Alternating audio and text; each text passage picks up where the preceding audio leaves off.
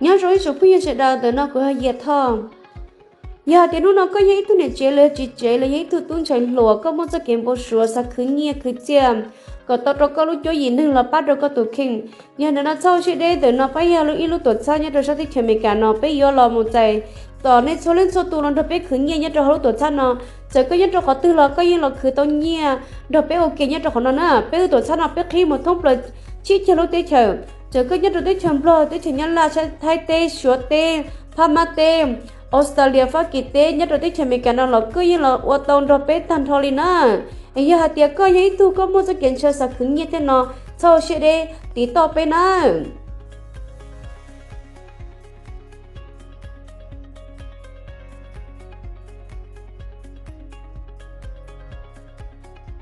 wow chỉ cái tàu cái có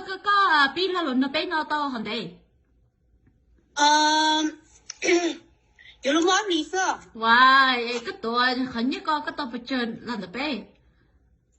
都能够去接。 wow 我不想笑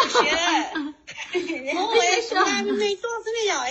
你要到ธนาคารนะพ่อแม่ซื้อ我要到ตลาดเองมันต่อ呀有个安利是来能够去跑啊安利是能够去跑了呢แต่สิ่งนั้นนะที่จะได้อย่าเยอะเขาเช็งจับเลยนะอันนี้ยังแต่อยู่แบบที่ได้เนี่ยเดี๋ยวเราจะอยู่หาที่จะเป็นเราในหานื้อเป็นเยอะเขาเป็นชอบตัวนี้เหรอแล้วจะอยู่เนี่ยตัวที่ตัวเราเป็นยังหมูเป็นเหรอนั่นน่ะbây giờ một cái bên lọt kia là nó nè, cái nó có cũng chân chắc lớn, nó chưa nhẹ cùng nó bé chỉ cùng biết chân chính chân nó bé một bé bài lại nè, còn dùng góc lại nè, nó có đi chơi ở trong mũi nha, chả luôn nè, chứ tôi có mồi nên nó tránh kia tôi cho nên lúc sáng nè.